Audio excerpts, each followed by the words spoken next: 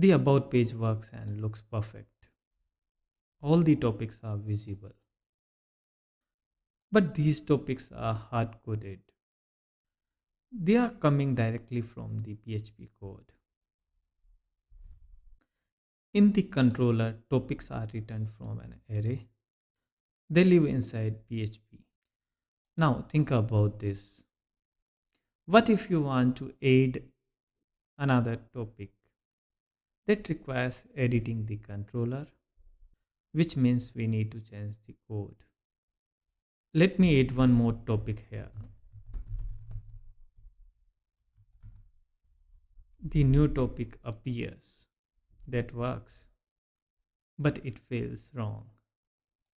Content often changes, and that's okay. But code should not change this often. Right now, we are mixing the data with logic. That's the real issue. Data should be separated from logic.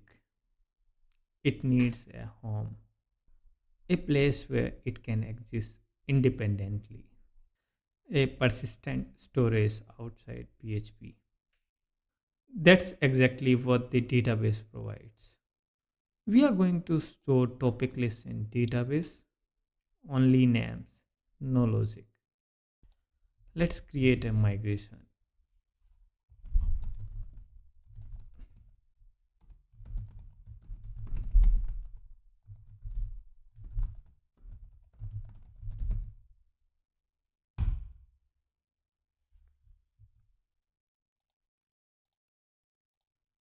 We will add a name column. A migration describes the structure of the table. You can think of it like a spreadsheet in the Excel. Now I will run the migration so actual table is created.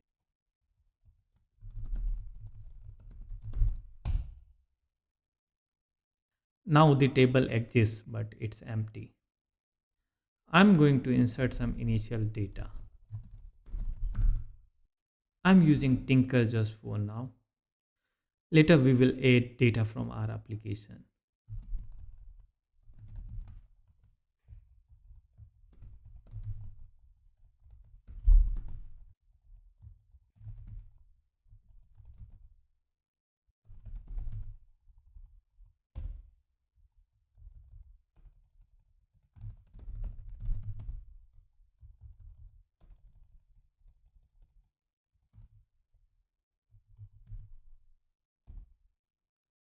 Now the data exists in database.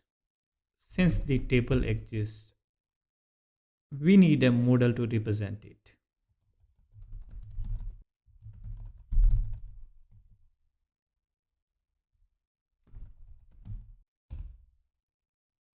The model represents the table.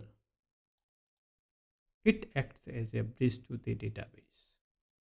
The controller does not talk to the database directly. It goes through the model. Now let's update the controller. We remove the array and use the model instead. Now the controller is asking database for the data. In the blade file, we need a small change. Earlier, topic was just a string. Now it's a database record. So we access its name. Let's check the page. Same page, same output, nothing broke. But now the data is coming from the database. Let me add another topic directly into the database.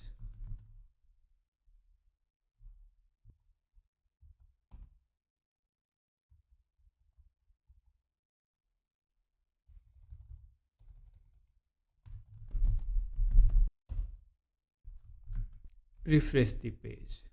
It appears instantly, no PHP changes. We also have the framework name here. This is static, so it's fine to keep it in code. If something changes often, that belongs in the database. Laravel doesn't decide this, we do.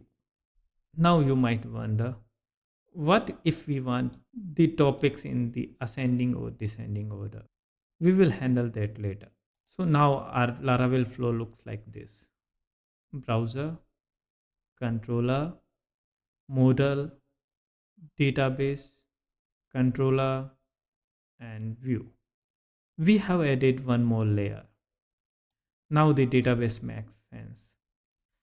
In the next video, we will start adding data using Laravel itself, not manually.